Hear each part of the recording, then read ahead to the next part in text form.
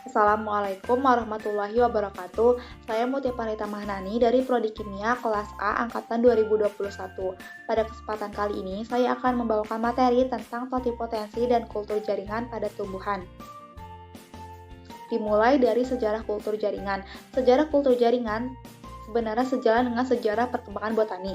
Beberapa ahli zaman dulu sudah meramalkan bahwa perbanyakan sel in vitro dapat dilaksanakan. Pemikiran ini didasarkan pada penemuan para ahli yang mendahului mereka serta penemuan mereka sendiri.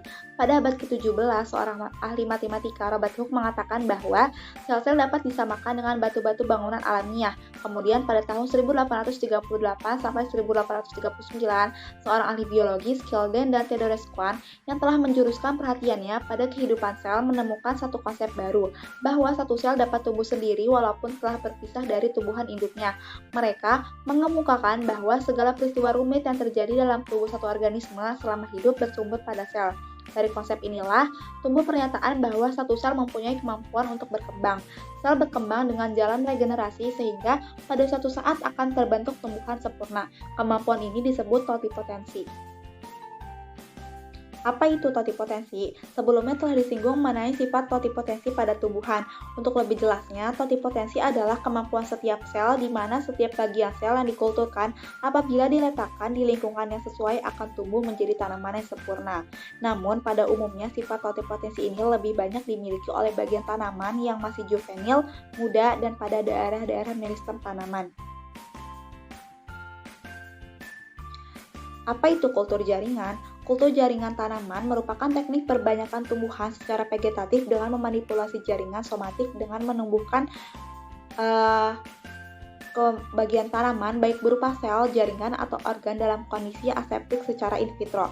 Kondisi steril merupakan suatu syarat mutlak keberhasilan pelaksanaan kultur jaringan, sehingga kondisi ini harus tetap dijaga selama proses kultur jaringan berlangsung. Walaupun hanya satu spora jamur atau hanya satu sel bakteri yang masuk ke media kultur, maka pekerjaan kultur jaringan akan gagal dan tidak akan dihasilkan tanaman baru. Tanaman baru yang diperoleh dari cara ini bersifat identik dengan induknya dan disebut plantet.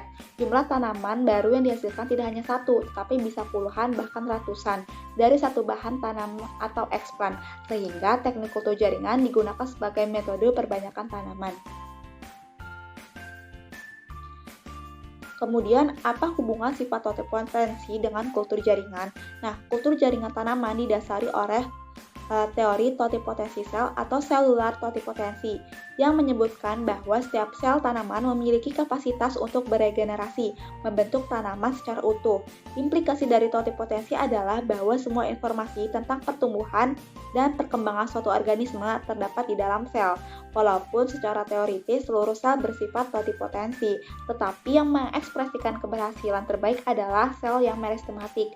Totipotensi memungkinkan potongan tumbuhan induk dapat tumbuh kembali menjadi tumbuhan utuh yang memiliki sifat sama dengan induknya. Karena sifat autonom dan totipotensi tumbuhan, kultur jaringan dapat dilakukan.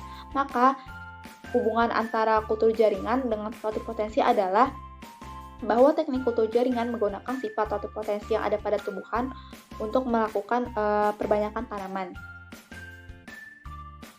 Kemudian ada tipe kultur jaringan.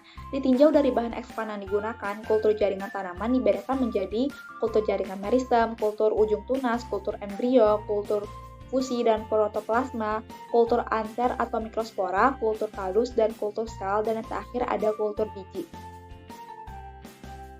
Syarat-syarat eksplan. Bagian dari bahan tanam yang diambil sekecil mungkin untuk dibuat kultur jaringan disebut eksplan, yang harus memenuhi syarat sebagai berikut. Yang pertama itu, jaringan tersebut sedang aktif pertumbuhannya atau bersifat meristematis. Karena memiliki daya regenerasi yang tinggi dan masih aktif membelah, dan diharapkan pada jaringan tersebut masih terdapat zat tubuh yang masih aktif sehingga membantu perkembangan jaringan selanjutnya. Yang kedua itu, eksplan yang diambil berasal dari bagian daun, akar, mata tunas, serbuk sari, ujung batang, dan umbi yang dijaga kesterilannya. Apabila perlu, diambil dari bagian yang masih terlindung secara alamiah seperti tertutup rapat oleh sisik, daun pelindung, dan sebagainya. Yang ketiga itu eksplan yang diambil dari jaringan yang masih muda karena mempunyai kemampuan untuk membelah sehingga bersifat meristematik. Kemudian masuk ke tahapan kultur jaringan. Yang pertama itu ada pembuatan media. Media merupakan faktor penentu dalam perbanyakan kultur jaringan. Media yang digunakan biasanya terdiri dari garam mineral, vitamin, dan hormon. Selain itu diperlukan juga bahan tambahan seperti agar, gula, dan lain-lain. Zat pengatur tubuh hormon yang ditambahkan juga bervariasi, baik jenisnya maupun jumlahnya, tergantung dengan tujuan dan kultur jaringan yang dilakukan. Media tumbuh dapat dibedakan menjadi media padat dan media cair. Media padat umumnya berupa padatan gel seperti agar, di mana nutrisi dicampurkan pada agar. Media cair adalah media yaitu nutrisinya itu dilarutkan dalam air. Media cair itu dapat bersifat tenang atau dalam kondisi selalu bergerak tergantung kebutuhan. Kemudian ada inisiasi. Inisiasi adalah pengambilan eksplan dari bagian tanaman yang akan dikulturkan. Bagian tanaman yang sering digunakan untuk kegiatan kultur jaringan adalah tunas. Eksplan dapat berasal dari daun, tunas, cabang, batang, akar, embrio, kotiledon, hipokotil, dan epikotil. Selanjutnya ada sterilisasi. Sterilisasi adalah segala kegiatan dalam kultur jaringan harus dilakukan di tempat yang steril, yaitu di laminar flow dan menggunakan alat-alat yang steril juga. Steril juga dilakukan terhadap peralatan, yaitu menggunakan etanol yang disemprotkan secara merata pada peralatan yang digunakan. Teknisi yang melakukan kultur jaringan juga harus steril. Selanjutnya ada multiplikasi. Multiplikasi adalah kegiatan memperbanyak calon tanaman dengan menanamkan eksplan pada media. Kegiatan ini dilakukan di laminar flow untuk menghindari adanya kontaminasi yang menyebabkan gagalnya pertumbuhan eksplan. Tabung reaksi yang telah ditanami eksplan diletakkan pada rak-rak dan ditempatkan di tempat yang steril dengan suhu kamar. Selanjutnya ada pengakaran. Pengakaran adalah fase di mana eksplan akan menunjukkan adanya pertumbuhan akar yang menandai bahwa proses kultur jaringan ini berjalan dengan baik. Pengamatan dilakukan setiap hari untuk melihat pertumbuhan dan perkembangan akar, serta untuk melihat adanya kontaminasi oleh bakteri ataupun jamur. Eksplan yang terkontaminasi akan menunjukkan gejala seperti berwarna putih atau biru, itu disebabkan oleh jamur, dan busuk yang disebabkan oleh bakteri. Yang terakhir untuk tahapan kultur jaringan itu ada aklimatisasi.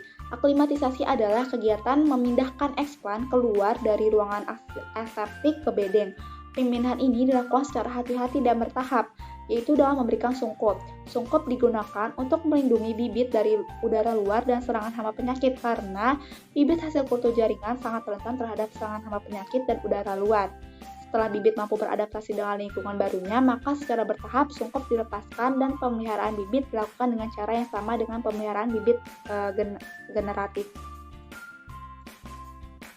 Selanjutnya ada kelebihan kultur jaringan, yaitu yang pertama mendapatkan tanaman baru dalam jumlah banyak dalam waktu yang relatif singkat yang mempunyai sifat fisiologi dan morfologi sama persis dengan induknya. Memperoleh tanaman baru yang bersifat unggul, jumlah yang dihasilkan banyak, tidak terbatas, dan bibit terhindar dari hama penyakit.